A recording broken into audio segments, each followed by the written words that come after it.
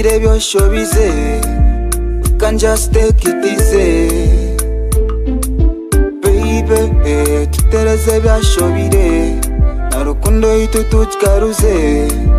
Me no care what people say, and me no care what people say. As long as nyowe nabankwine, as long as nyowe nabankwine oryo wanje. And me no care what people say. As long as nyowe nabankwine, as long as nyowe nabankwine oryo wanje. You're my love, yeah. Fight for you like commando, 'cause you're my sweet tom. You're my love, yeah. Fight for you like commando, 'cause you're my sweet tomato. Ka Bluetooth tukaba turapeyaringa, kunga hati baby tochikayaringa, nakachakumba nyene tukushayaringa. I think I see girls so go staring. Now I see you from afar, but I can't never reach you. Uzire nempeta come see if it fits you. Luga haba yuda bakareba na Kristo. They just like your body, it's not what they used to.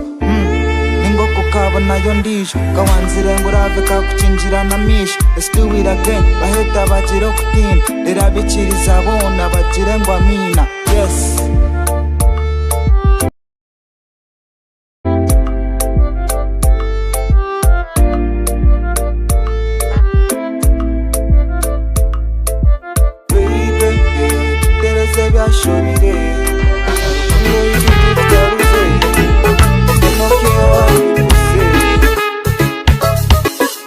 Kabarabara kakita machumo kundu tenga niko luwana. Let's touch, tere ngoma tujende. Mama Buzima mazima no utine chompiri cholampa webale kunzala. Mama mazima buzima no utine chompiri cholampa webale kunzala. Ewe mara wabatino mjinya balundo bakachulu bugara machihumuru chanamira maziba. Mama Africa, Mama Uganda, Mama Kigezi, shemeregwe webale kuzala omusiji gwansiji rastamani. Webale buzima mulundo we. Tukuruke muguluche tukuruke hurra. Mama buzima mazima no utine chompiri cholampa webale kunzala. Mama mazima buzima no utine chompiri cholampa webale kunzala. Mukalumba mama baduyi abala bazala bakabanaga mukamina mukasasiro mifreje munyanja umahamba konkiwe wanzala wampera wanyolora ebitinisanda kuha miliyoni na miliyoni konkiwe tindamanya owawola muhachi.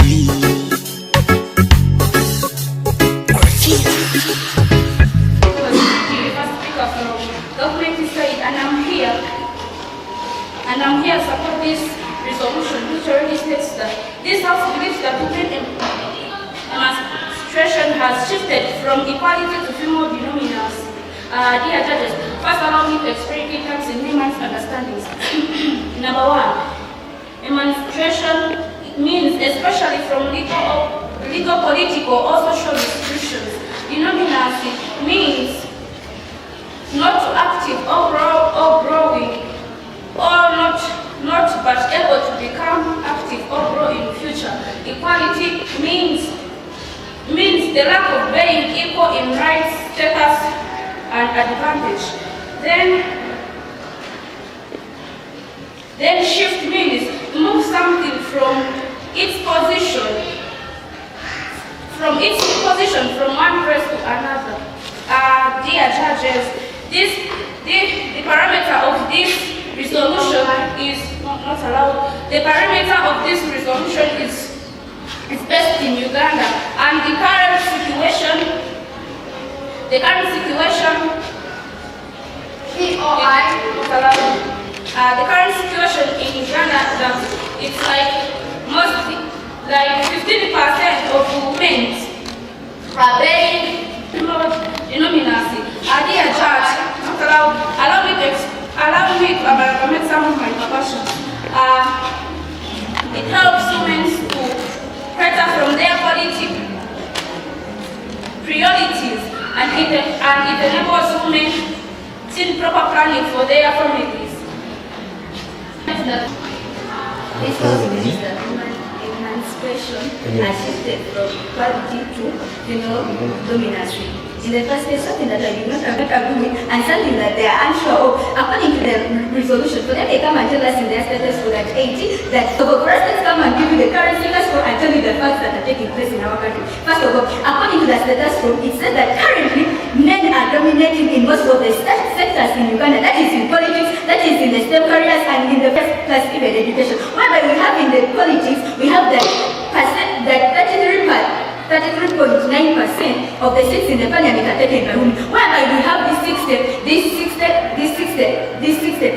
which is left for the men. Is that dominancy? Where are ladies dominating? We see that there is no any kind of dominancy that they are trying to tell us. Okay, let's go in the employment career, or we go in the careers of STEM. We see that a ratio of 2 to 4, whereby ladies have a ratio of 2 and the men have a ratio of 4, which means that the men are more dominant in such careers. So there is no any form of ladies dominating in such a career. Let's go to education. It says that 82 men are educated and 70.1% women are educated. What does this show? Men are more even dominating even in the education sector. So there is no form of any dominancy in any case or any sector of the country that shows ladies are more dominating more. Okay, let's leave that alone. Let's go to women emancipation.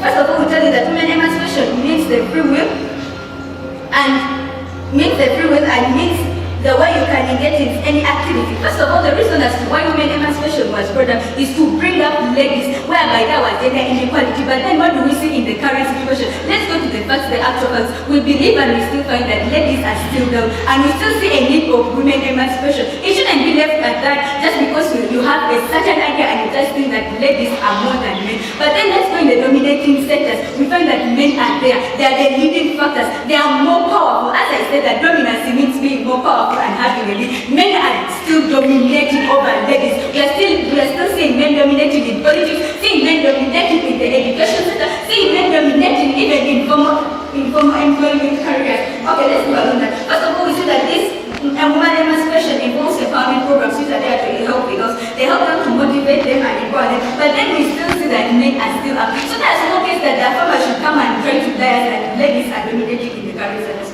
First, because we come to show you that ladies are still this, and you still need this woman emancipation to take place. Because ladies, there's no shifting. Now they come to us, they tell us that for them they define shifting as moving from one position to the other. So which means for them in their case they are trying to tell us that woman emancipation has shifted. Now it's not focusing on promoting the equality that is required in this country. For them they're telling us now for it has gone a step ahead and it has left me behind. But then for us we come and show you what ladies are still down, whereby we still need woman emancipation. Which means in one case or the other there is no any form of shifting in this case of the woman emancipation. We still need the woman emancipation so as to be able to come up and motivate and empower the girls, so all the women, so that they can be able to come on the same level where the boys are. Because now the boys are dominating. Let it be politics, let it be in education, let it be even in the career opportunities.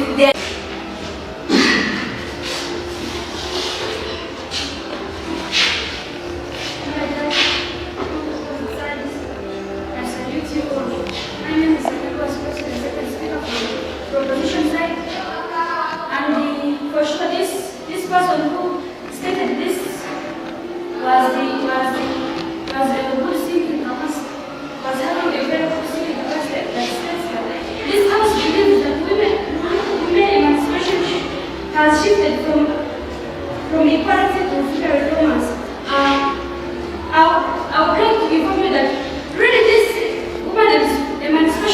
shifted from equality to female democracy. I will first my views by saying that it has shifted during the early days. During the early days, women could start their own savings CIP. During early days, women could start their saving boxes and save some money. But due to the fact that it has shifted, they started to do their things and which cannot help them to work their works. And the second one is people who always used to put AOI to put on recently, but now you find that due to the fact that the women emancipation AOI which exact sector do you think females are dominated to? Thank you, but there's how I'll explain more of it. There's no time. People of other days used to put on decently, but now when you see in our area, you will find that people are putting on things that are not, and you will find that they are not. She's not smart because that emancipation shifted and they lose hope when they started to do what they want. And the third one is they used to respect their mothers in law. Here I mean, when you see in the press, you find that women who bring problems to their mothers in law, and you find that due to the fact of women emancipation has shifted from equality to from that thing, and let's do not allow. We say to this solution because they would enable women to have respect for their community, their practice and respect.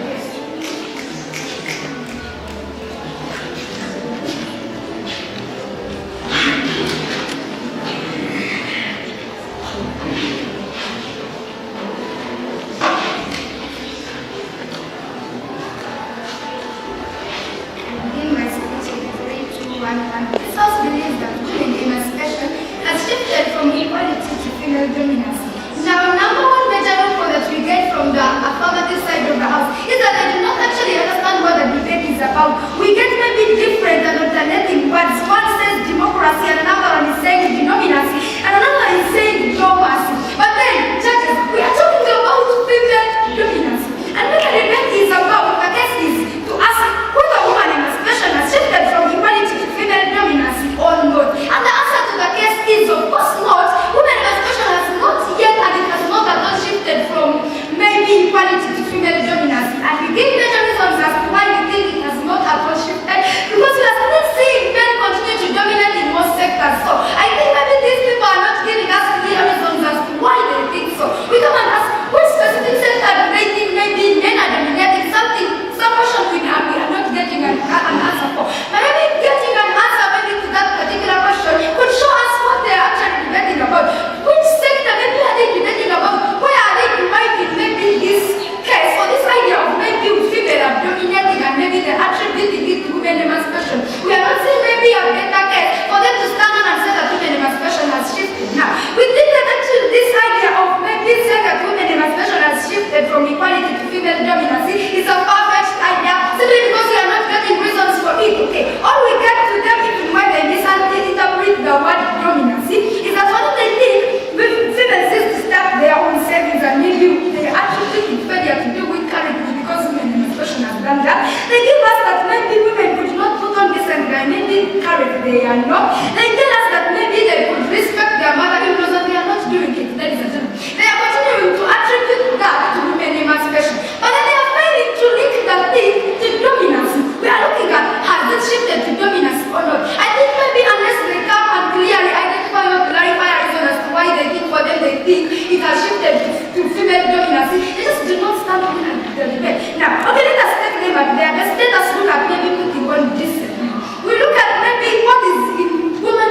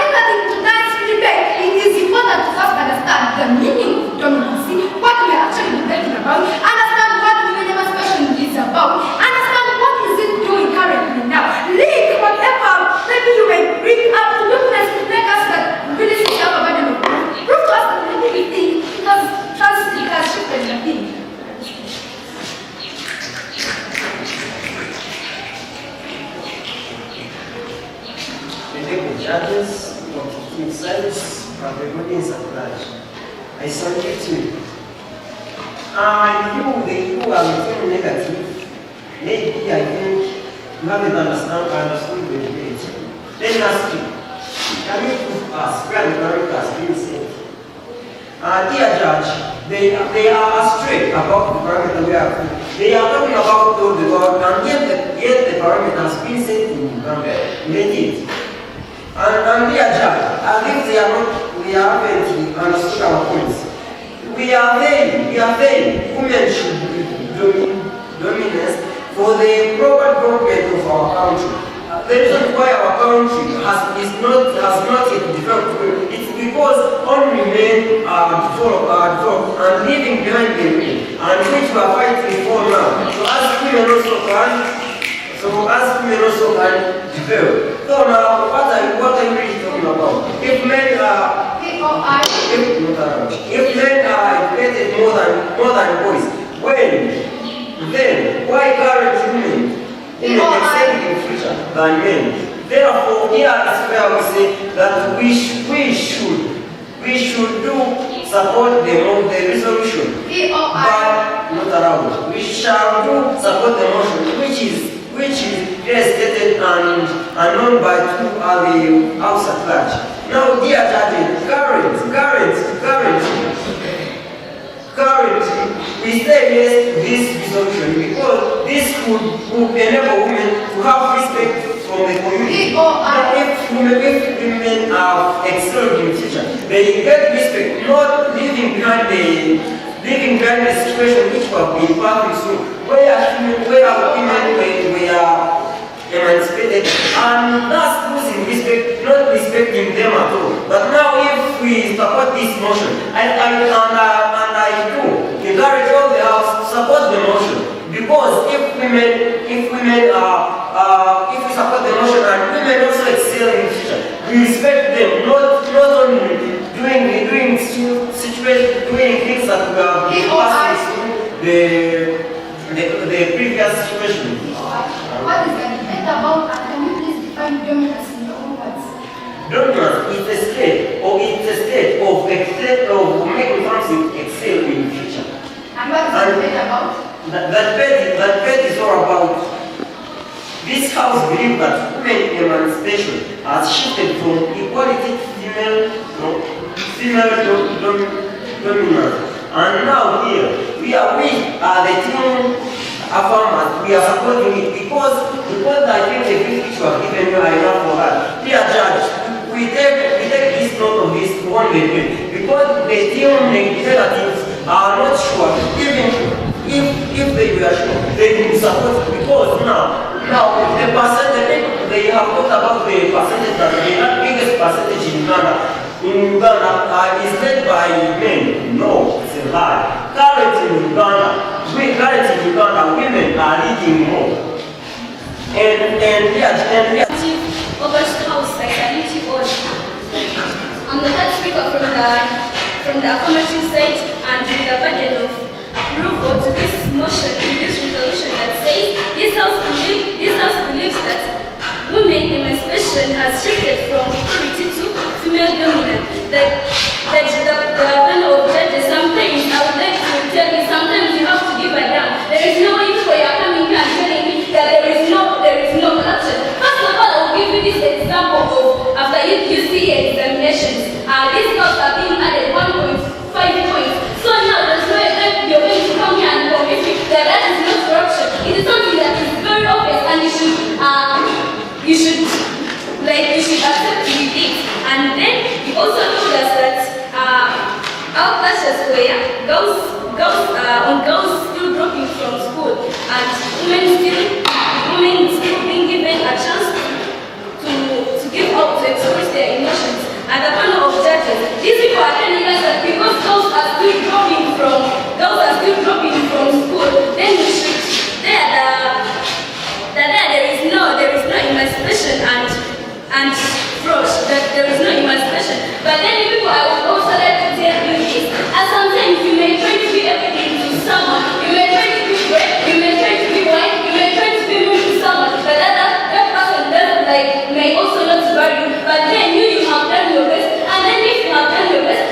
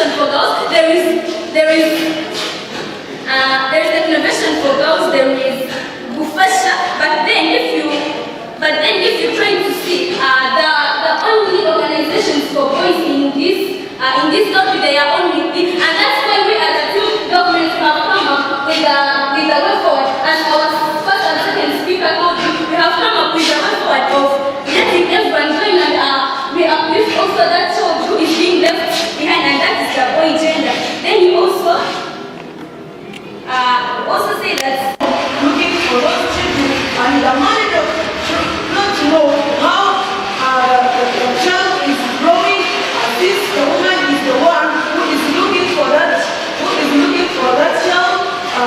If that child falls sick, the woman is the one who suffer taking that child to the hospital.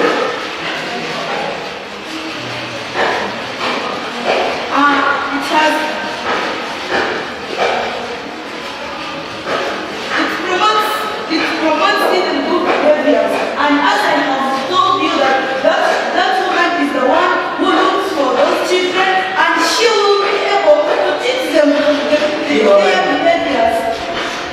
She will be able to teach them behaviors in order for future good.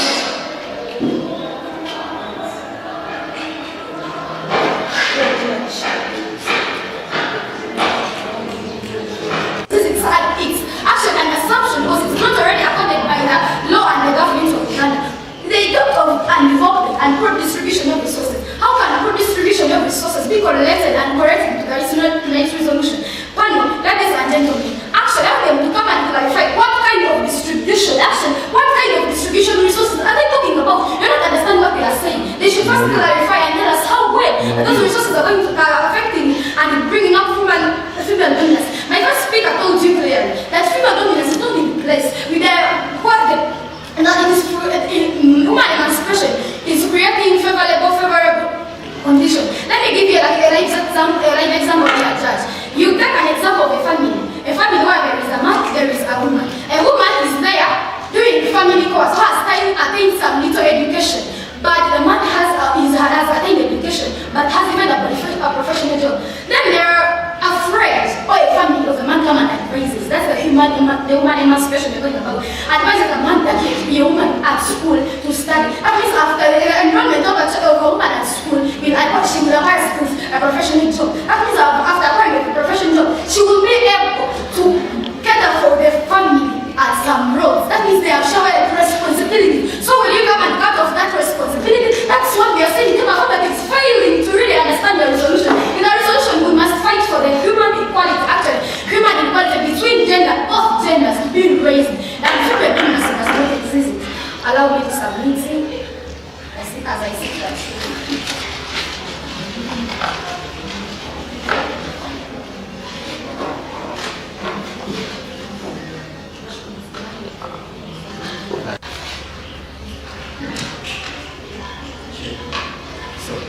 I think that actually the team educators, the team of farmers are actually trying to understand what we want them to understand. We want them to understand the difference between improvement and dominance. They can't actually tackle that point, right? So they first tackle that point of the difference between improvement and dominance. So actually see what women emancipation has actually got. Has actually got a point in time about things like improvement in the culture, education, improvement, about everything about the gender equality that actually want to have in our country, right? So they asked about the percentage in the annual. So we look at men who have 85% and females who have 15% in the current Uganda. So we look at the past where the men had 95% and women had 5%. So what has the woman emancipation done? It has raised the percentage of the women from 5% to 15%. That is the kind of favorable competition that we actually talk about. We don't want to understand things like that. So what do we want them to still understand? We want them to still understand that anyone is able to go to school, any gender is able to receive any resource. So they talk about a point that is actually unjustified, that has never actually appeared in the constitution, about things like an equal resource distribution. So I think that is nothing like an act that says actually a woman should receive this service and a man should not actually receive this service. So I think that maybe the woman emancipation has actually not go a point in time like that they actually talk about in this particular debate. So they fail to understand, they still don't understand the difference between improvement and actual dominance. Someone to actually dominate in a certain concept, take an example of His Excellency let them still understand this example. Take an example of His Excellency is that he has been actually dominant in the current Uganda because he has led Uganda for almost like 40 plus years, right? So that's the kind of dominance that we actually want them to actually tell us, right? So they think that maybe the kind of dominance, the kind of dominating in a certain limit you have dominated, that's the kind of dominance they actually think. But that's we think that maybe the kind of of woman emancipation has actually grown is actually improvement. One, things like competition that will actually bring about gender equality that we still want them to actually understand this particular concept. So, they actually talk about things like the woman emancipation should be terminated, right? It should be terminated. That's what they actually think. It should be terminated, which actually is not egalitarian education that we actually have it. So you want to stop the programs of the government, bring about back in the days where girls were unable to compete favorably among the women, among the population, where had a woman who could actually not go to school. That's the kind of Uganda they're actually going to ask in the world like this, right? So we think that the kind of performance actually talk about the education sector. In 2020, girls were able to be the best. 2021 were boys. In 2022 girls were the best. So there is equal performance, there is equal competition. So this particularly means there's nothing like dominance. When you look at the implemented systems,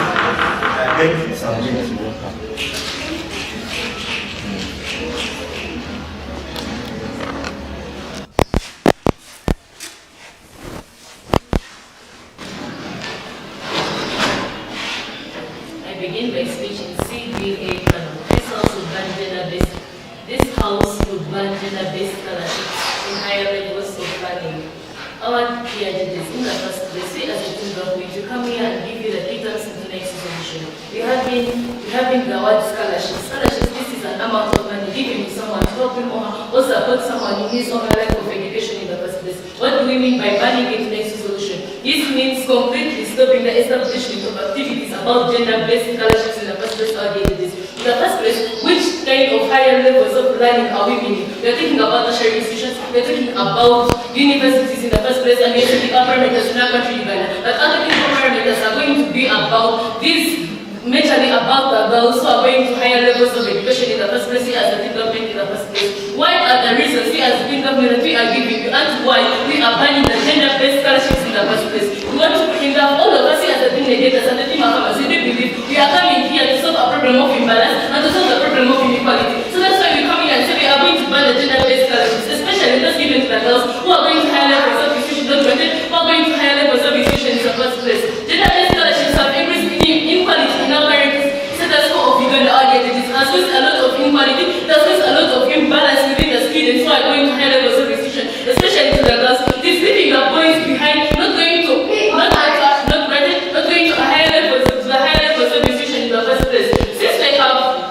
Since they have been developing the girls on these gender-based scholarships, for example, the 1.5 weeks that are given to the girls as they go to the higher levels of institutions, in the tertiary institutions, the universities, that is imbalance in the first place audiences. We as a team government will continue to do the thing they get us, but we are going to ban the gender-based scholarships in higher levels of learning in the first place audiences. You know the thing they get us are going to come here and tell us that the girls are naturally weak. Yes, we do believe that girls are naturally weak, but we are coming here telling that the current Uganda we live in, the current Uganda we have, girls are out competing favorably with the boys. They are continuing learning and continuing, okay, they are studying and ensuring that they have enough balance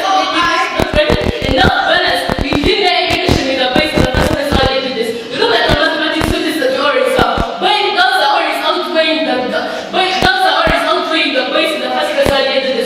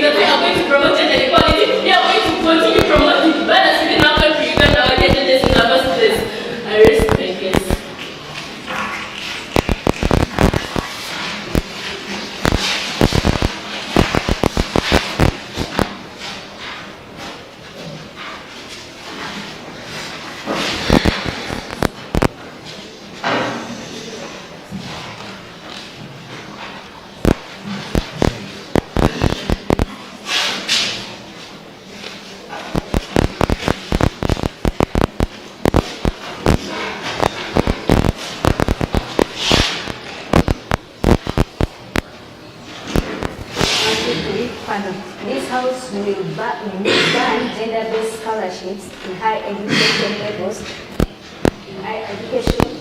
in higher levels of learning. In the first case, Team Affirmative comes and defines banning as completely removing, and they come and talk about gender-based scholarship as they define scholarships as no people supporting either by giving money. Something that you have to agree. But there's something we do that we believe in is the fact of banning gender-based scholarships. So then they come and tell us that they set up technical parameters on the side of girls, whereby they tell us that these gender-based issues they only focus on girls and have only catered for the girls. Something that you are still negative. Because first of all, then they only come and tell us that in the enrollment system of Uganda, they only enroll regularly the number that is there is for only in ladies. But then when we come with the statistics that clearly show us that 82 men are educated and 70.1 ladies are educated. Because these are the people who have been able to go for high education levels because at the universities. So in this case, we show that the number of males are higher than the ones for ladies. So in this case, there is no case of saying that the girls are in favor or the one. But then what we see is the need of this based scholarship. We still see the need, and for us, we are still that people who are not opting for removing them. Because first of all, we still see the need of promoting literacy in our country. Because first of all, we get to see that ever since the gender-based scholarships were introduced in 1998, they have seen a big improvement in the literacy level of Uganda. So in this case, we are removing this one. So what you will need to bring? First of all, their policy is so problematic to the fact that after removing this gender-based scholarship, we are seeing people that are on these scholarships and at their home they are from disadvantaged families that are not able to raise the money from university levels.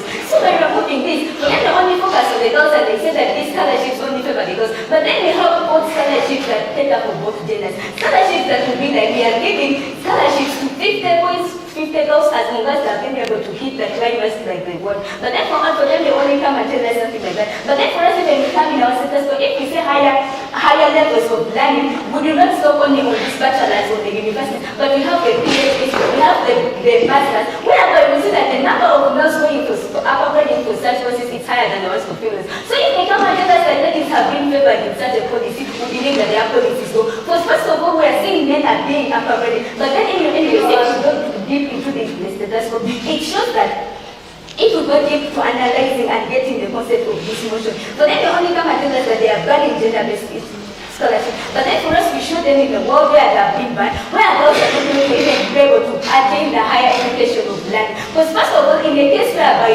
two students are on campus, a boy and a girl, we see to the fact that if a boy is not given such a scholarship, these are people who are strong. First of all, they also came to us and they said that girls are strong. Something that they believe in. So, but then you have a man who is strong and a person who has been removed from this scholarship, and have a lady who has been removed from this scholarship. Take a look at this student. This boy is able, as long as he has the determination to continue studying, this boy is able to go and work, to look at her work, so as to be able to raise his money to continue sustaining him on the university. But then let's take a look at the girl. This girl is not able, does not have the capacity for doing work that these boys have. Because first of all, they have not yet attained a certain profession. That's why these people won't be able to do the same. But then a boy can go on the site, the construction site, and be able to get the job and be able to sustain himself on campus. But then let's do a girl. That's why we shall get cases of girls even becoming prestige due to the fact that they want to get money if they are determined to go for campus. Something like brings a problem in their policy and shows a people. We are still negative. For us, when we say we should buy, but then for us, we are saying that we should still get this gender-based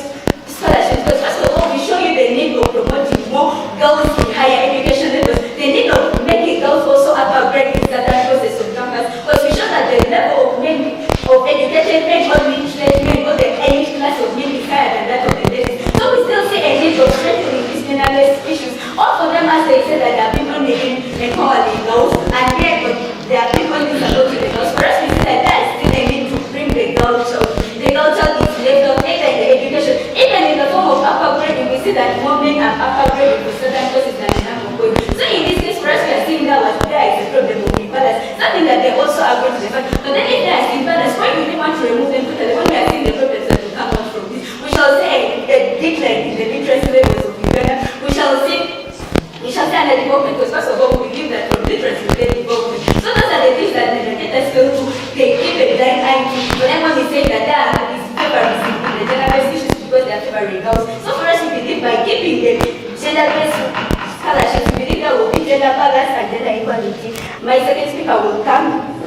Your cases, you to refer to attached speaker will come when they decide to arrest my case.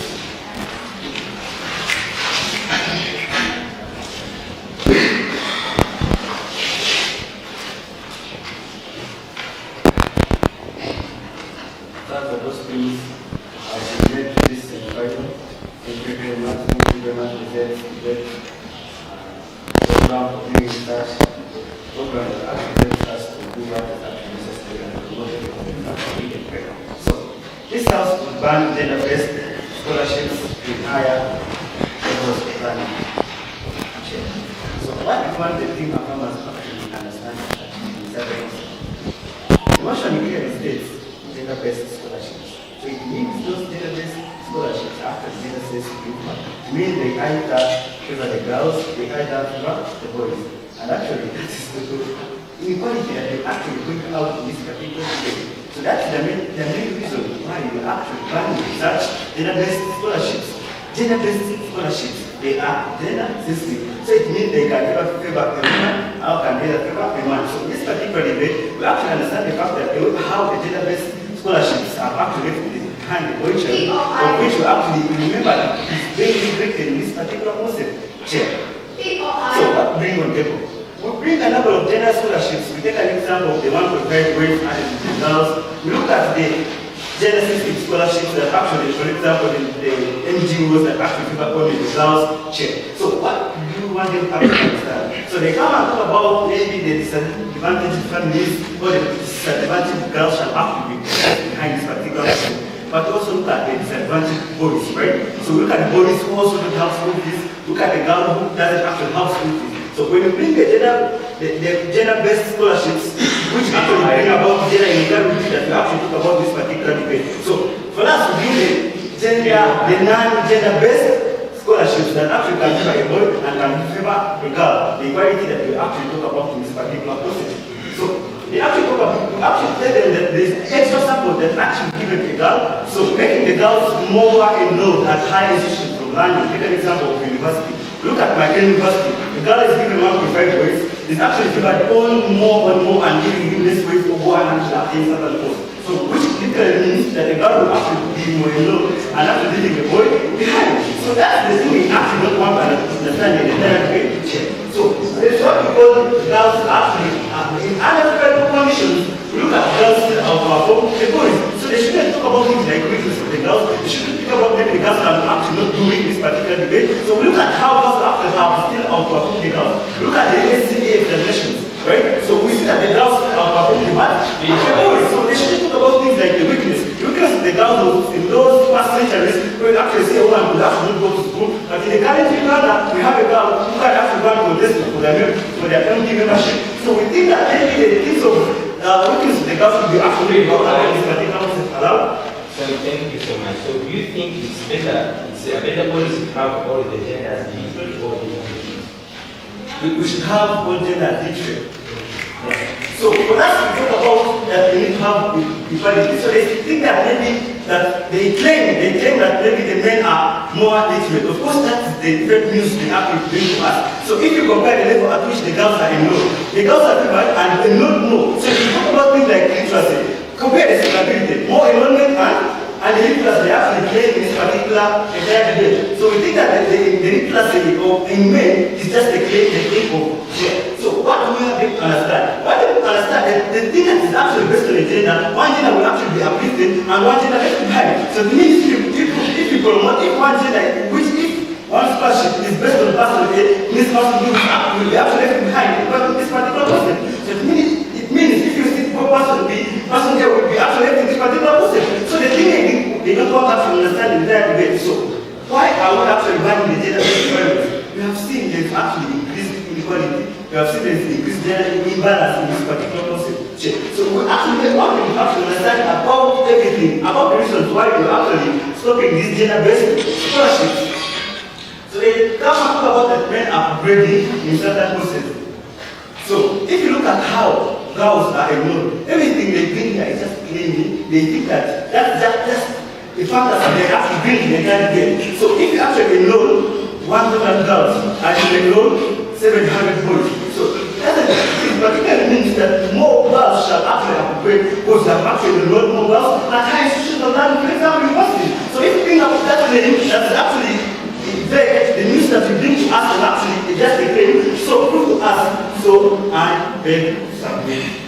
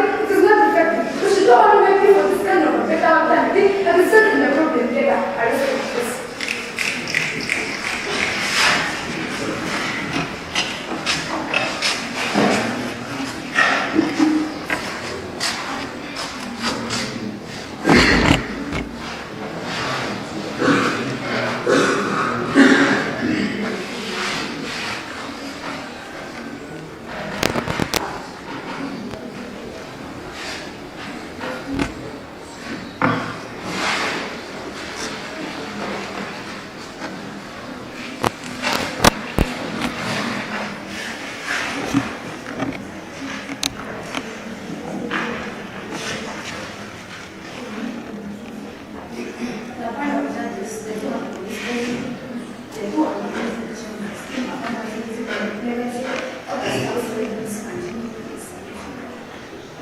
first of all, what are the flaws and faults in the team leader's statements and arguments? Here comes the first indicator. Clearly tells us about the statistics, the those are really high in the actually the boys the boys are really high in the sector of education.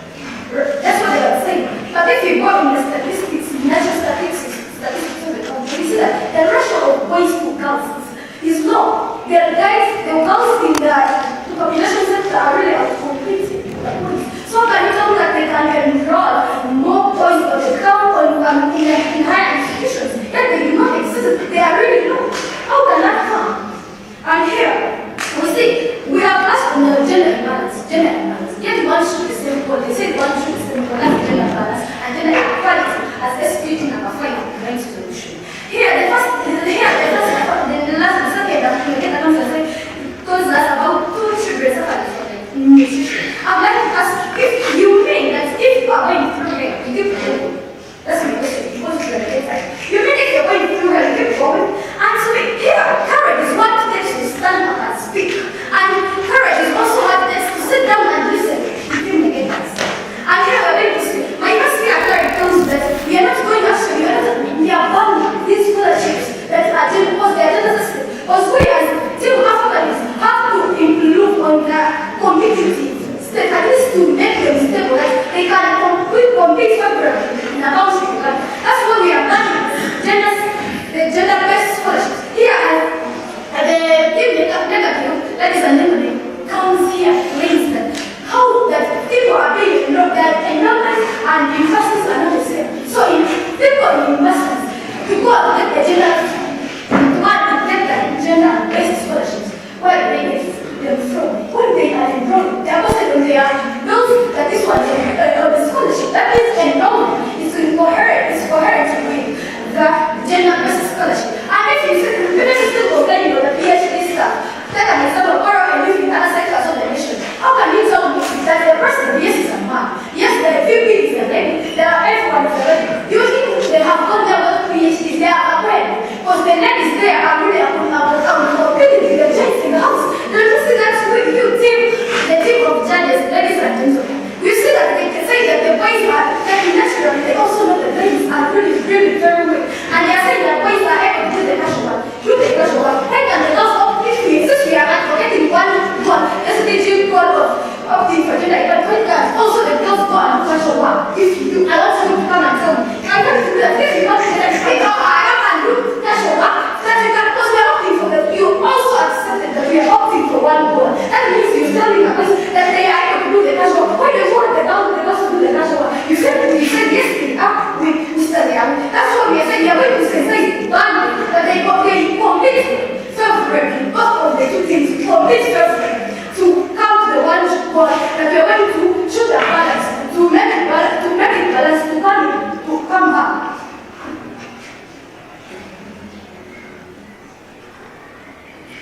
Pardon, ladies and gentlemen.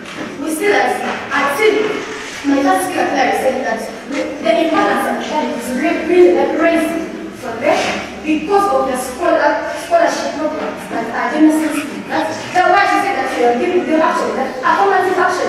We understand in the higher institutions, so then they're saying they don't let their notes for hearing. They don't know to implement the next resolution. But my last speaker clearly told them that we are dealing with those who implement everything that is campus. And actually they told them the national institutions and everything, but what they are saying that they are not taking this as an example in the next solution. So what do we depend out in the next solution? They are talking about literacy that are going to make money. A question of satisfaction. Why is being enrolled more than that? Yeah, declining that there is decline in the literacy levels and is also from the point of giving allow us to bring actually solving the problem of gender imbalance by promoting literacy among us through linking them to going for high education levels again. As a matter of fact, we come as indicators, realistic maybe the resolution and maybe the problem we have in the country. But been trying to solve the problem of literacy by really encouraging and promoting this gender-based scholarship so that we can actually get students who are from families, those are struggling with their process, they can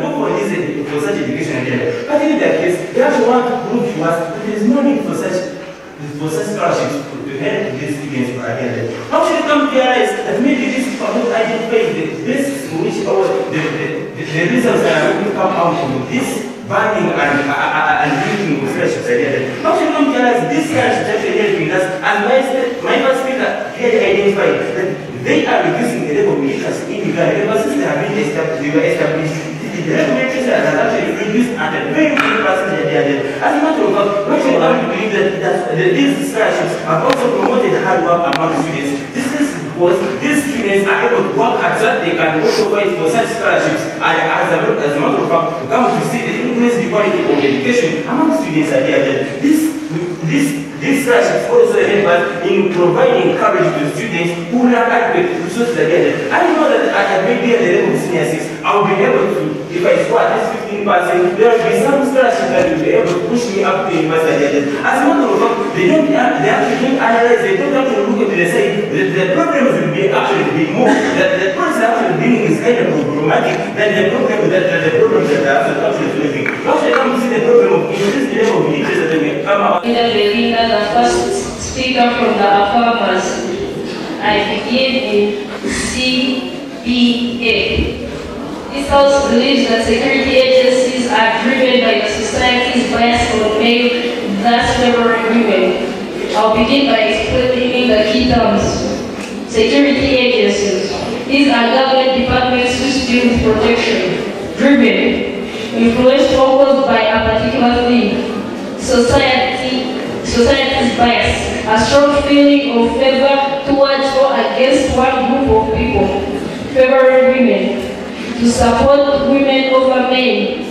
And I'm going to put for you the motion in the layman's language.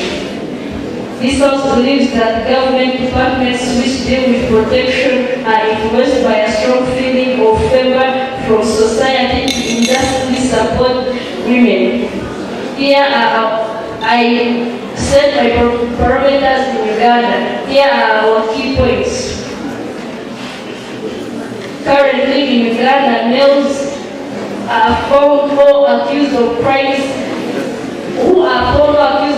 are treated much badly or unfairly compared to who are afraid and aggressive by society, which is causing security agencies to manhandle even when there is no need. Women who commit serious crimes like corruption or murder are treated well even when they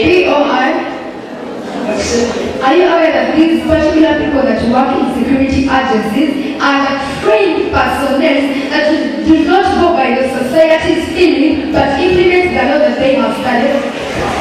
I am well aware, but as you know, currently in Uganda, we have seen many people who are well trained but are still going by people's words or by the society's sake.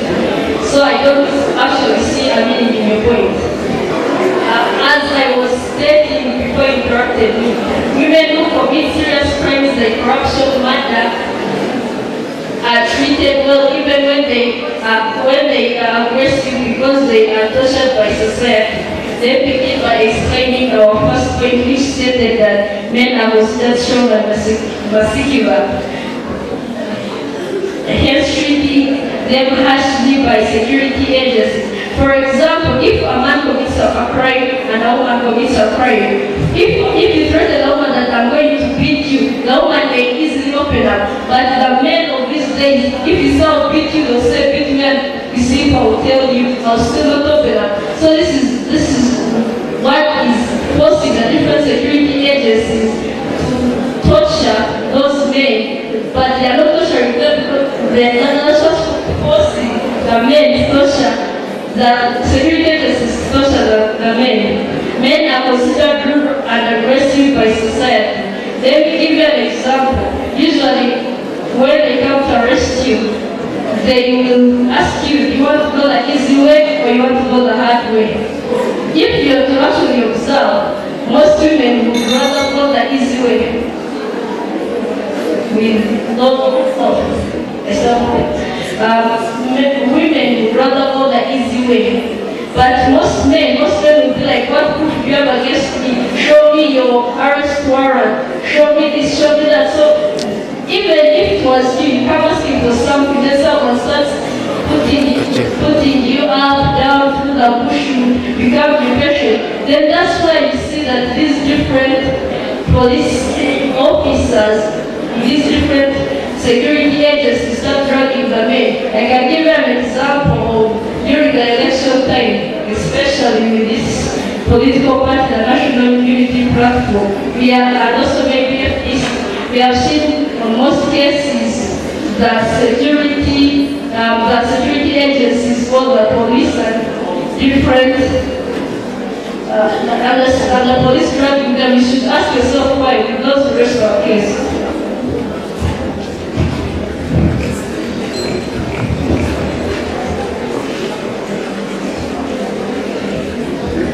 Agreement by societal bias, society's bias on men, that's favoring women. First of all, they come and explain to us that security agencies, these are agencies that deal in protection, but then we think that we do not agree to the explanation that they give us for the term society as agencies. For us, what we term as security agencies, these are agencies that do not only stop on protecting, but also dealing in enforcing the law.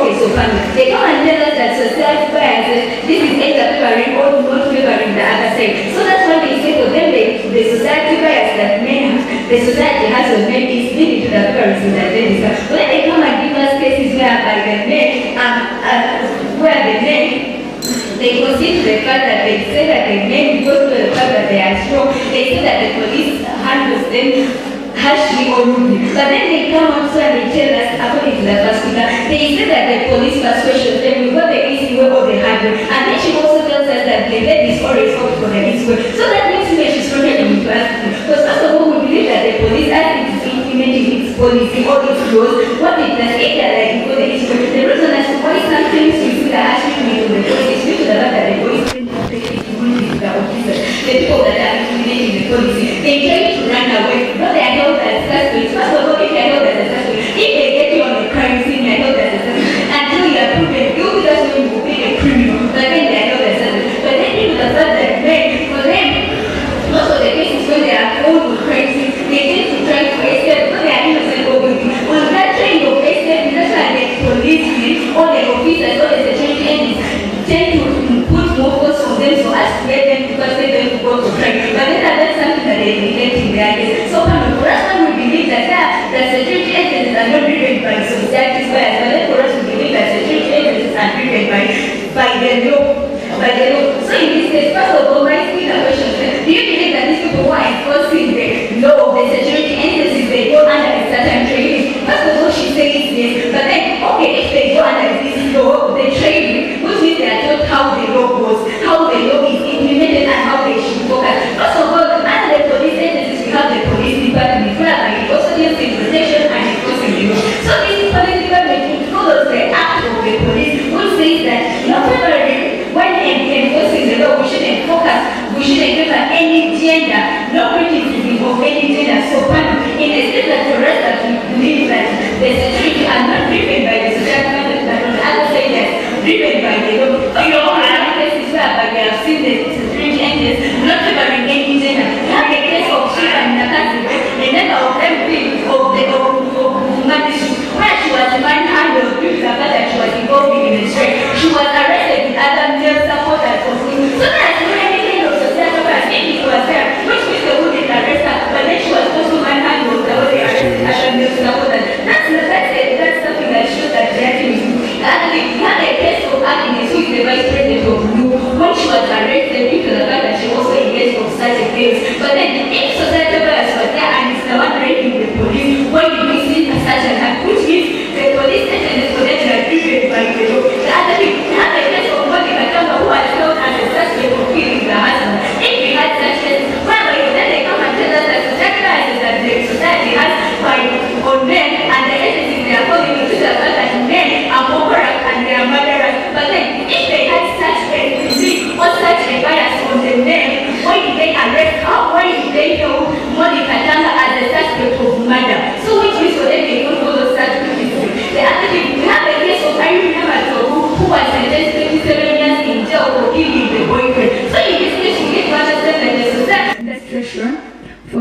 such an opportunity maybe to engage in your tournament. And I would like to appreciate all the people involved, the debaters, the coaches, the adjudicators. Thank you really so much. And I attribute reaching on the finals to my coach and you, the fellow participants that are engaged in the tournament. Thank you so much. Now, I begin my speech in 3, 2, 1, and pan. This house believes that security agencies are driven by society's bias on males, thus favoring women. Now, the negators actually still continue to believe that a kind of such a belief is perfect one. We continue and list for them, for examples of females, and what the society perceives back, going on what they learned. We continue to tell them. Now they gave us 2 cases to compare. The people that stole the iron sheets and killed the messages. But then they're going to understand that actually the law has the way it works. It works by maybe trying someone. They consider the kind of an evidence that you give. So bringing up such a cases, we still continue to believe it is basing on not something like bias. It is basing on what is the evidence, more clarity of the case. They continue to investigate the case. They really see if someone is what? Jailing. They see whether someone is, okay, we hold you as a suspect, whether someone is worth standing as a criminal. That is why you're going to see, maybe, from the kind of an evidence that these people present, these people of the iron sheets actually presented a very supportive evidence that was proving them not guilty of the iron sheet issue. But then, this kind of a messaging was a clear evidence of him possessing a gun. Now, these are 2 different things. That is why we think that these security agencies are still driven by the law. This is about enforcement now. They come and talk about issues like feelings maybe of men. They are assuming the kind of men who work in security agencies as many who do not go first maybe the world. Men who are not used to actually seeing females everywhere. Now something that we believe that is a really weak case to consider, saying that for them they get feelings and maybe they go on to favor the women. That is not a case because actually these men are more exposed to even females outside now. If they consider you to be a suspect or even you are in law, they will handle you in an equal way. There is no kind of a favoritism in the security agencies. We give an example of Monica Tanga of Marera, who is suspected to have killed the husband. She's not just, she has been continued to be held accountable despite the fact that she's even a female. We give an examples of Shiva Nakazima, who the MP of Buvuma district, who was manhandled because she was in wrong. Now we think that there's simply because we are giving them cases of even other women being held accountable or even being handled by the police as it is maybe deserved. We should not consider factors like bias now. They continue to, their second speaker made a statement and said, to a bigger percentage, men tend to escape from prisons. Judges, to a bigger percentage, men tend to escape from prisons. And now, my first speaker came and said that these people may be bringing a force if men try to violate or maybe they try to fight simply because they are strong. Simply because maybe they are agreeing to a fact that men continue to do these things of violating, fighting, and even escaping. Like they stated that they do it to a bigger percentage. That is why in most cases you are going to see them maybe being handled more harshly or maybe given more an iron hand. But it is not from a basis of bias. No, they are not driven by bias. We continue to believe that these people are trained personnel, like the police as part of the security agencies, even the Police Act, which actually continues to emphasize that there should not be criticism of any gender. We think that in our maybe operation of our security agencies in Uganda as a particular country, there is nothing like a favoritism. We think it is a perfect idea that these people maybe are trying to forge maybe in the debate. We think that it does not apply like really in reality or factual or in our country, Uganda. Even when they think they should compare maybe the 2 cases of TWSJ, it is according to evidence or how you tried, how you present yourself even in these security agencies now.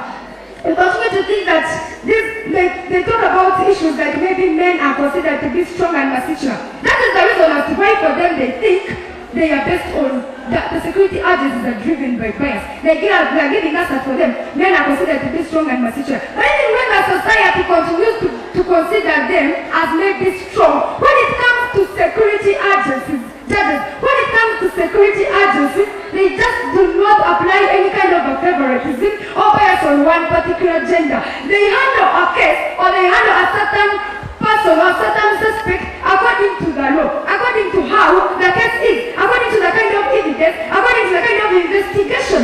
Now,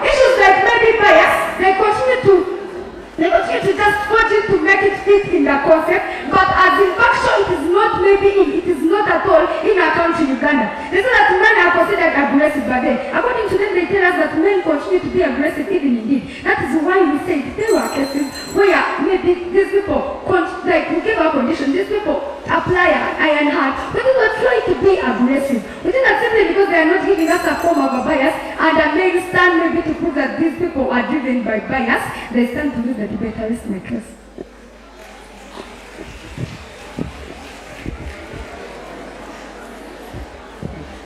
Paying a blind eye to something does not make it non-existent anyway. Third speaker from the affirmative side and the press of CBAIB. I begin. Here to form the motion which states, this House believes the security agencies are driven by the society's bias on male thus favoring women.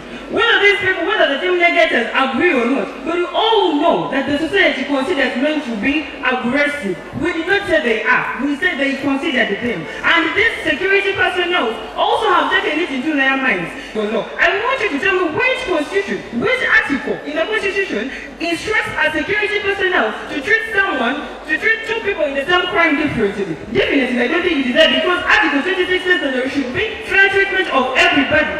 So, if they are saying they are basing on law, which law are they basing on when they are treating two people in the same crimes differently? And secondly, we say that some, our first speaker says that some men opt, not all of them. Yet when they are going to arrest someone, I want to give an example of Michael Mawanda. When they are going to arrest Michael Mawanda, Northans, when they were going to arrest Michael Mawanda, they had evidence, true. But when they were going there, they had the whole balance. It seemed like they were actually going to arrest a rebel. Yet he did not say anything. The very moment they reached his house, he agreed and they went with him. That they had come with an entire balance, actually the entire army of the country. Yet with Goris Tutu's case, they only went with 2 to 3 people. She had stolen iron sheets. They all had the evidence, but they went with 2 to 3 people.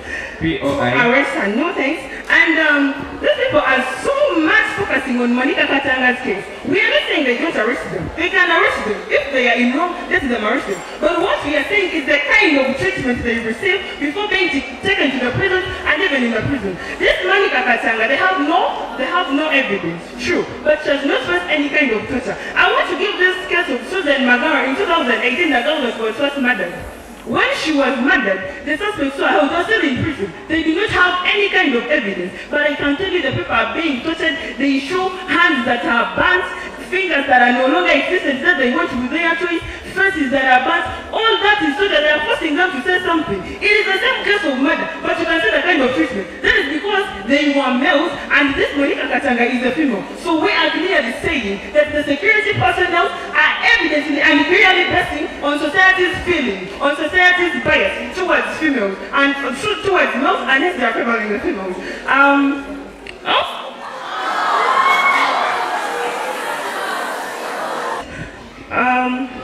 I was saying that it is the same crime, but yet people are receiving different kinds of treatment to admit to the crimes of which they are not even sure of, just because of the difference in gender. So these people are clear, focusing on the society's bias. There is no way, because everybody is supposed to be treated the same way. The same kind of treatment a man receives is the same kind of treatment a woman is supposed to receive. And secondly, they are given an example of females, but really, I'm also going to give an example of Jolene Sale, the one who was the permanent secretary, the ex-permanent secretary of the Ministry of France. She stole PDM money, no thanks. After stealing PDM money, when they reached her home, they had evidence because it was embezzled and all the evidence pointed towards her. You can see the received evidence. But when reaching there, she told them, this is my home. Do you know that you don't even have money to buy the shoe that I'm putting? That is what you had mentioned to the security personnel. But the security personnel still wanted to treat her humbly compared to the people whom they didn't even have evidence. Secondly, I want to bring to light that they have no evidence against Kizalowski. Yet he's in prison, he's not eating, he's all looking body. Yes, they have no evidence about it. They are handling men against whom they have no evidence, and they are still handling the people even when they have evidence against them. So it is clear that the security personnel are based on society bias other than the law. And the question of whether they are trained or not, I think that is your question to answer, because you people are insisting they are not basing on society bias. So it is your question to answer whether they are truly trained or not. Allow me. So, do you believe that the law treats you the way you want it to treat you? Thank you so much. The word, the law, not at all, it does not. Because it says there should be treatment, fair treatment for everybody. So if they can arrest someone when handle someone without evidence, because they women, because they are female, they come and push you into a car like a cow, and then you treat a woman who is being aggressive fairly. It means it is not treating you the way you want. Because nobody who is humble, who is just acting aggressive. If I'm being humble, definitely it means I want you to treat me fairly. So you stand to lose the case and you stand to win definitely because you can say it is all based on society bias. Security personnel are based on society bias. And the panel brings out case.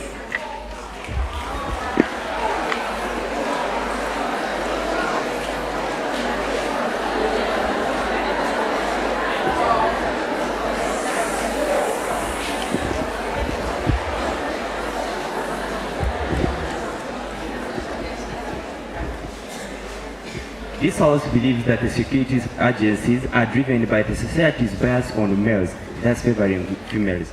Oh no. We actually come to realize that as a matter of fact, the team Afama actually come to us that maybe in their own imaginary world, they believe that maybe these females have been favored in any case. We actually come to prove to you why we as team negators come to prove to you that the security agencies actually operate according to the laws rather than maybe the assumptions that are being made, maybe by nature, maybe by tradition, that maybe men are stronger and maybe they are accountable than women are. In this case, we come to prove to you that these security personnel, based on the laws of judiciary, which they actually follow when they are implementing actually, in this case, we still actually come to prove to you that these security agencies make their own personnel go under training, which they actually do not even rebut on as meaning as the government. They actually come to prove to that idea. We actually come to bring to them the fact where Monica Tanga has been tried in court over the suspected case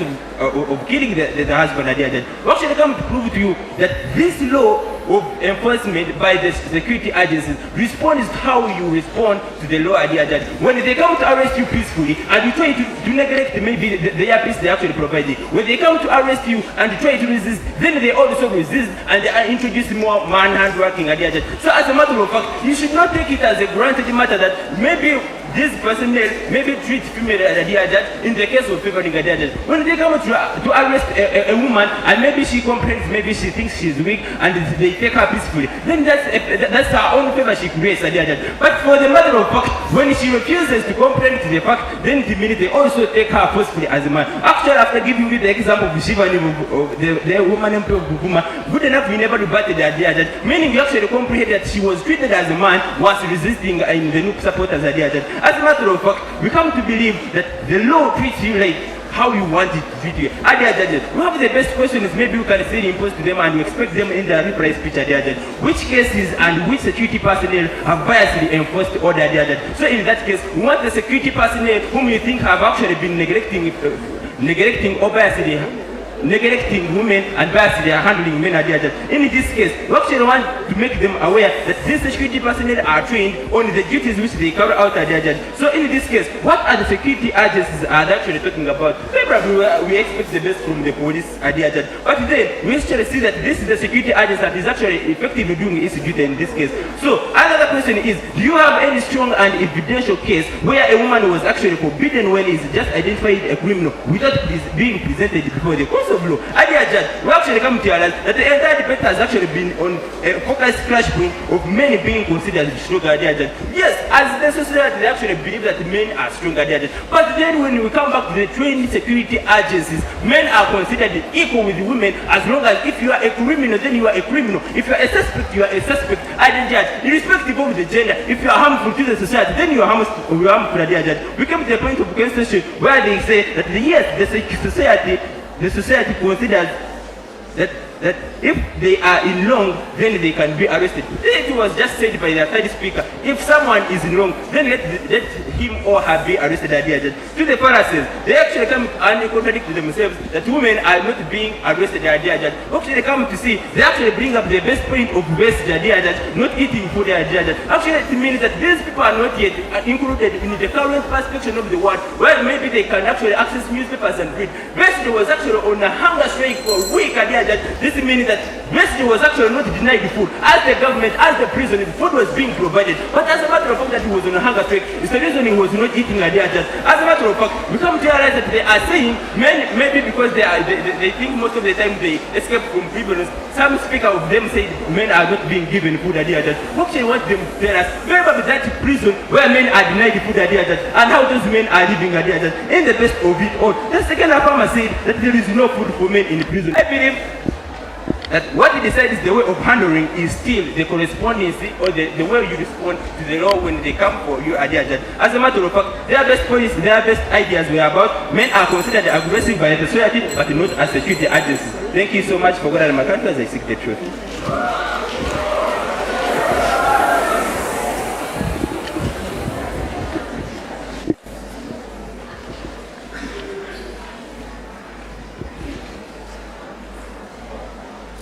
I begin my speech in 3 to 1 panel, and this is how the debate transpired. We are having people continuing to assume from away you act to the security agencies. If they come to arrest you and you try to be hesitant, whether you are a male or a female, that will determine the way those people will treat you. And now, because maybe a second speaker stated that a higher percentage of women tend to be hesitant and tend to escape from prisons, that should give us a clear reason as to why we should think these people are always manhandled, are always handled in a little bit harsh way. We think that maybe this comes to a way, like my second speaker, I questioned them. Do you believe that the law treats you the way you treat it?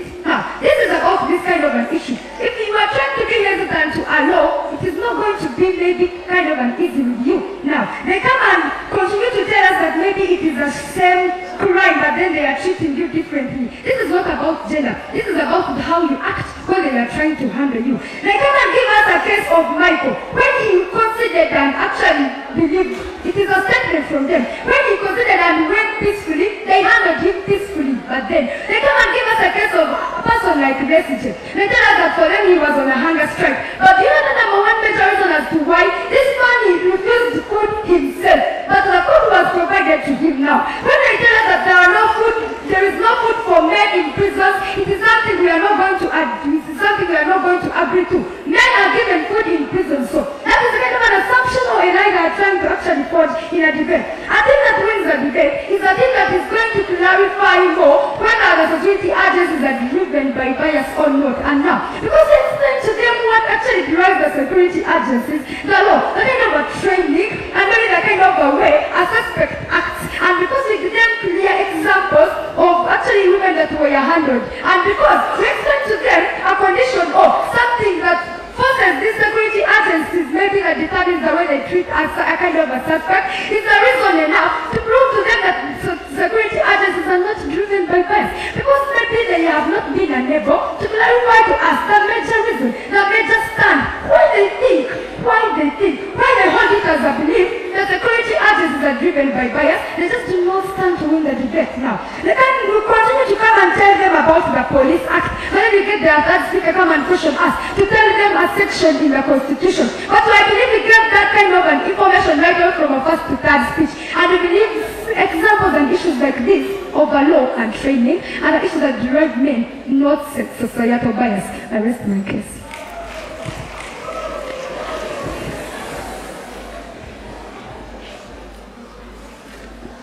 Back on stage, I'm the second negate, second affirmer, affirming the motion which you have been debating, which is this House believes that security agencies are driven by the society's bias on males, thus favoring women. Some of our points were men are considered strong and masculine, but hence treated harshly by security agencies by beating and torturing them in prison, which is not the same case with the women. Men are considered rude and aggressive by the society, causing security agencies to handle them even when there is no need to be rude to them. Then those were the clashes. And another point of ours were women who commit serious crimes are treated well, and even if they are operated that when they are not handled the same way as the men. Then we gave some examples, and one of them was Michael Mawanda, Michael Mawanda was polite to the security agencies, but then they had to bring a whole gang of security agencies just to bring him out of his home. He was very polite to them, but then we see there was no need for them to just carry a whole gang. Then we also gave an example of Chiza Besije, who was witnessed with a gun, as the team affirmative had said, and of which we continue to say that the affirmative said that he was on a hunger strike because he was arrested.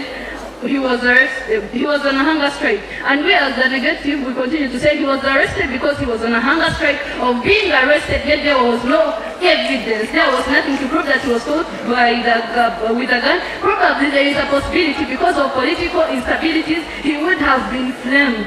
Are you getting? Yeah. And again, males tend to escape from prison because of that. There is the biggest percentage of people who escape from prison. They are males, and so they have to put a lot of focus on males. Actually, male prisons are even more offense. They even put a lot of security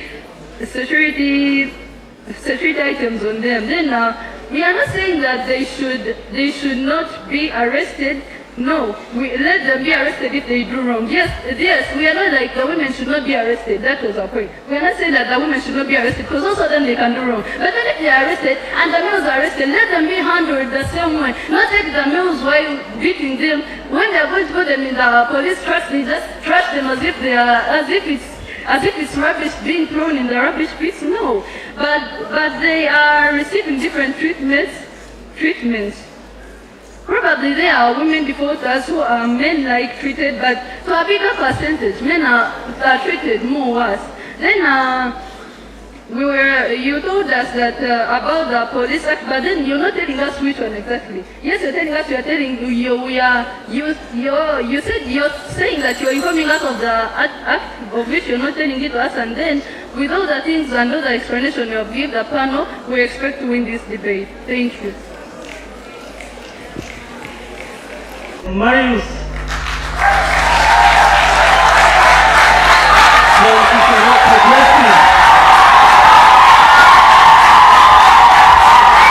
Thank you. Face the audience and put guys high. Be near the officer. And I think that we also stand there. He's ready to judge.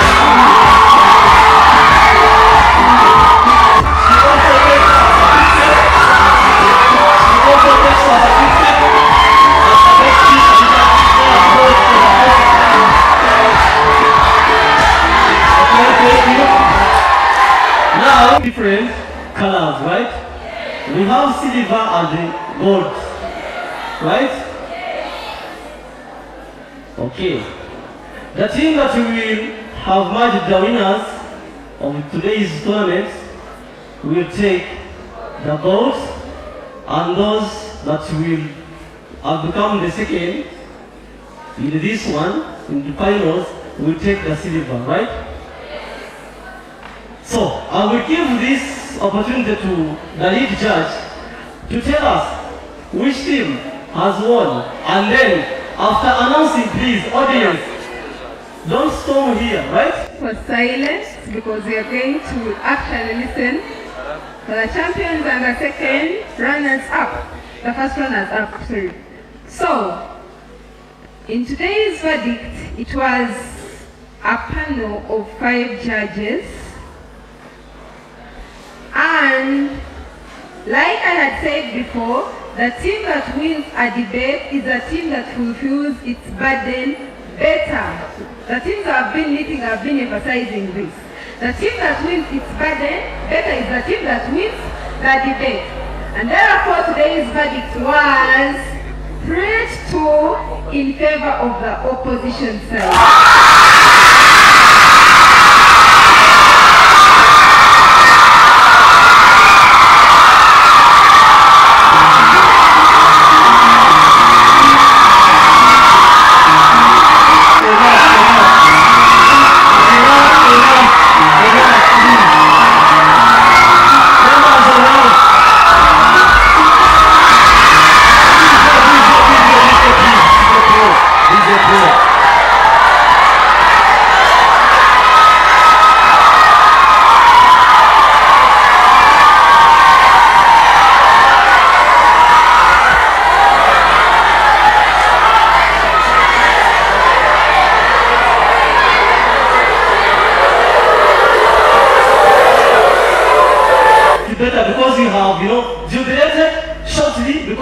come again, okay? Therefore, I like that cooperation. Okay, I want to recognize the presence of the head teacher at Trinity Secondary School.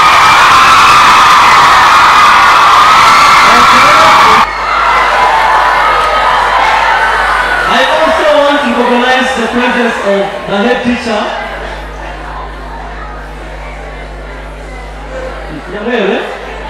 Okay. I want to use this opportunity to welcome the head teacher, Nyamweru. Thank you, sir. Thank you very much. You know, our today's function will give you the roadmap when we shall come to train you, and make sure you cooperate with my team that will be coming, right? Because next year we shall come. Then, the school that will take the trophy, please. This trophy is retrospective. Next year, if you take it, okay, it means you are taking it forever, right? Therefore, we are still using it next year. So protect it very well, okay? Okay. I'm still with my madam here of Bishop Kivendere Girls, okay? She's going to help us. She's going to help us in giving the medals, right? Then the head teacher, Trinity College Kapali, will help us in giving the trophy, right? And then it is still the head teacher who will close our today's function as the head teacher, right? But otherwise, Mr. Head Teacher, we are happy that we have been here, we are okay, we are not complaining, everything is wow.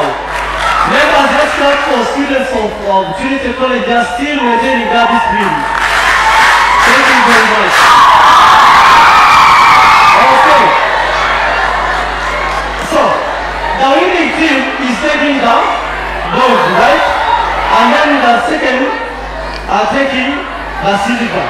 Let's begin with the second team that is taking silver. So, dear debaters, come. I will begin with the first speaker. Come. Yes. Also happy me. Thank you. The second speaker, Team Gabriel. Second speaker. Without the smell, we are not giving you our medal. Yes. Somehow also.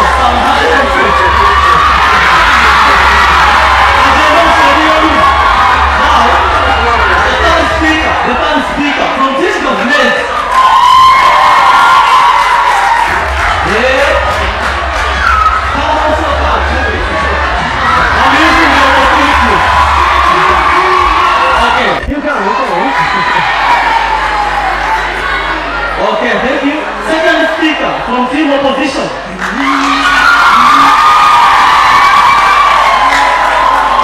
If we don't smile, we are not giving you a medal. Come for the hug, yes? You know, today I'm also enjoying. Okay, the third speaker from team opposition.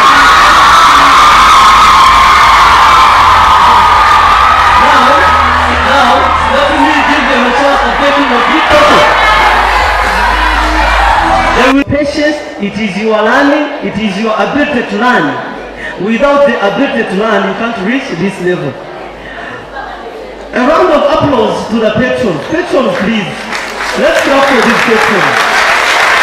Patrons, thank you very much for training your students. But I want to tell you that the struggle continues. And we are happy this evening to come here to crown this function. Debating is not for everyone.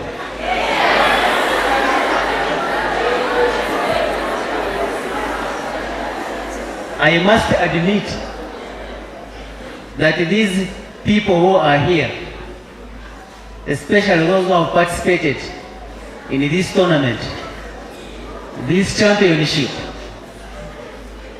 are special people.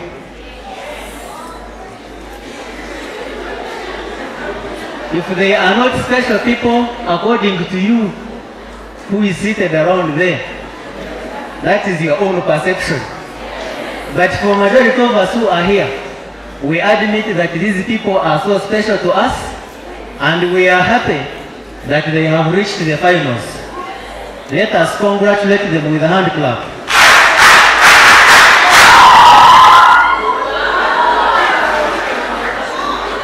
My name is Bruce Alino. I'm the head teacher of this school.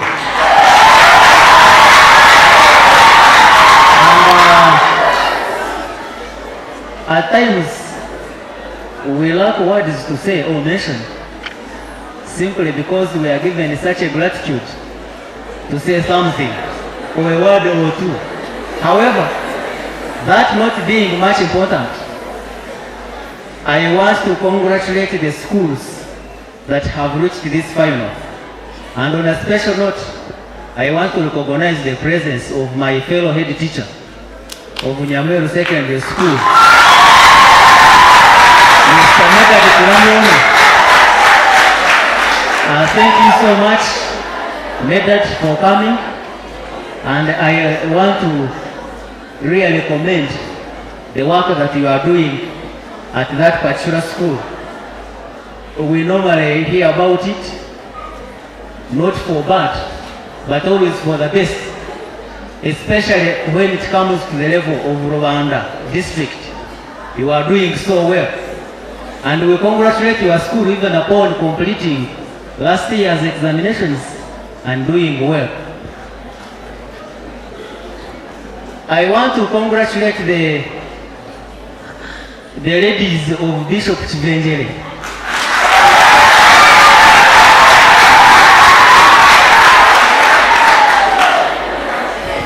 Yeah, they look so beautiful. Yes. And I want to, on behalf of Calvary Trinity College, also recognize their patron. Their patron is a good teacher. Thank you so much, Madam, for nurturing these children. And we want to appreciate your effort, as well as that of the head teacher of Bishop Chivenjere. I want to use this singular honor also to appreciate the judges, the jury, and the rest who have done great work this day and this evening. To find that they are still seated here, we do not take you for granted. Thank you so much, and we want to appreciate your effort that is put in this competition and this championship. May I request the students of Calvary Trinity to appreciate our judges.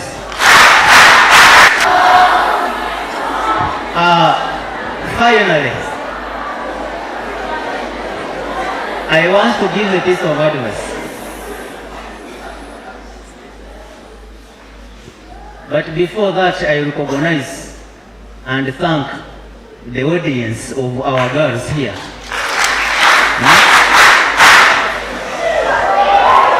Yeah, we are a mixed school, but during evenings, we are single schools.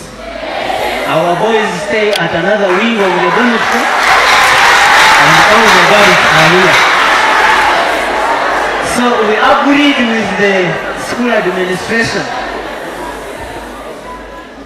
that when this final of this debate championship reaches, we should have the audience of girls. And I want to appreciate you, our girls, for being here. And you are very cooperative. And we like your presence.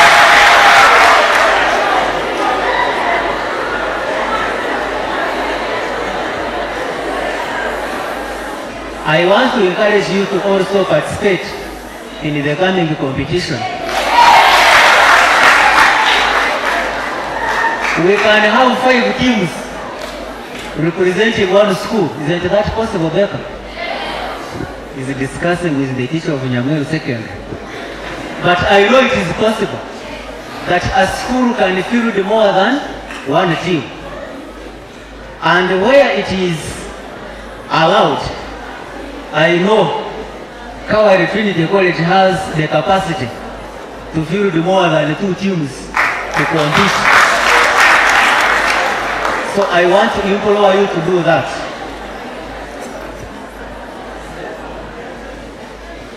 Finally, I want to wish the schools that are still here a safe journey, and our judges and the whole team that has been organizing this function and this championship.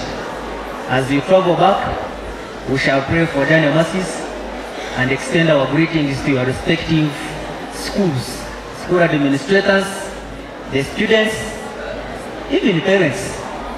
Say hi and we greet them in the name of Jesus Christ our Lord. I want to wish everybody well and may God bless you.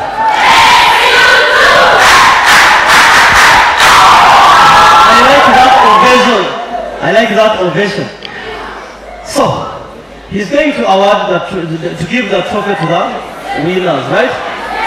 But on behalf of Z's fraternity, we are committed, and that is how we normally do our things, okay? Guiding and cooperating with people, right? So, those of you who are in senior six, like I said, come join us. We shall recruit you, right? Now, my dear head teacher, we are going to give that trophy to team opposition, that is Trinity College Kabale.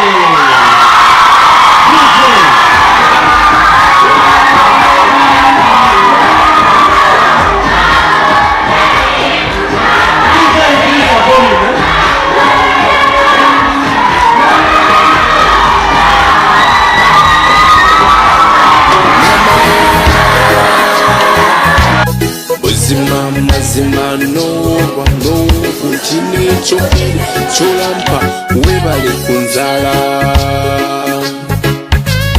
mama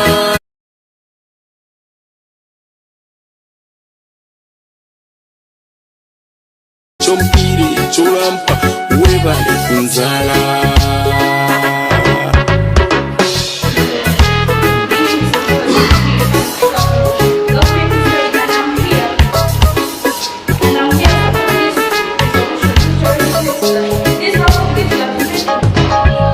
Istama ole abijukuru bakutekere bakojeze banyanyazi obeto bakunganye obaganire obahabure entwaza yowakale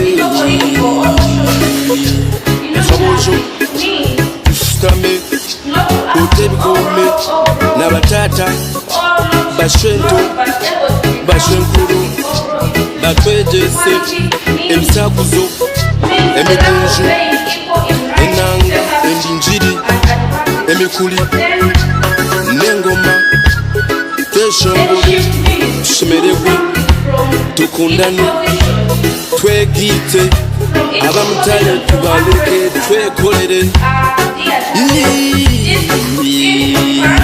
muguruke tuguruke basiji mwe bahesi mwe baganira mwe abinika barinze n'abatimbo guruka mama ozima mazima no utine chompiri cholampa webale kunzala mama mazima no utine chompiri cholampa webale kunzala.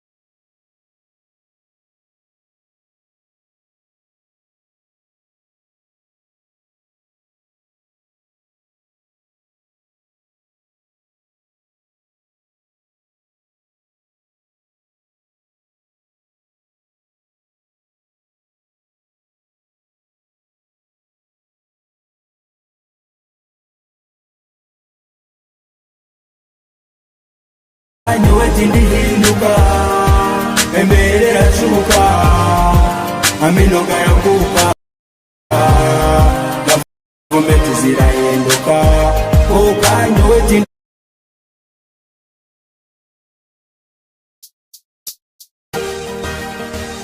Wakanda boy, that nigga in your wood, Nikakanaha. Joaquin on the beat. Yo, Tindi Pornstar, Tindi Gangsta, Firi Makta, Shanandi Rasta, Nashita Mahango Mabaranyeta Master, Chikafuro the headmaster, director, Vale Pikanda Tulika, Vale Morong sector, Botajavirira Yesige protector, Mukamaruhanga wa Kurieta, Nohora Ruleta, Mukunkumule Mujwale Kesheta, Ndahana Tindita, Ebyena Kabyeta, Muchikandidata, Ninyora Rota, Nevishenda Ndabikota.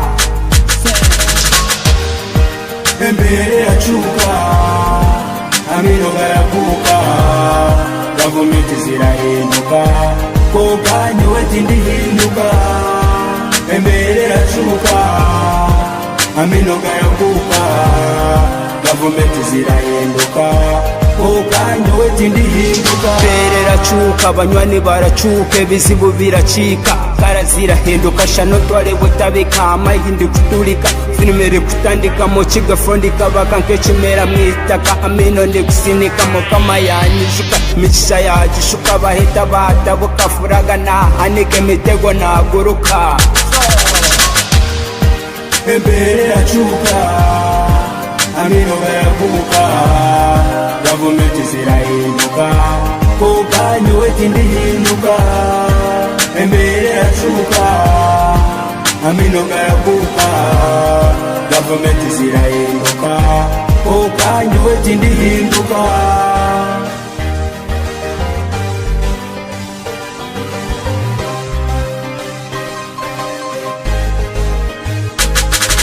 katandika baragayana hati baragayana konka tunyegere hatiya turi kubagabana no kukazana no kushazana turabayaga turabe pena ngo tujya abayaga dema kanyanga na funo ndijo kutegwa kababo eco ne cabulijo otawa masiko tugumize mutugende abazara wire barugeho obende baraze kukireba baraze kuronda baraze kuwana baraze kunda yo baraze kushemba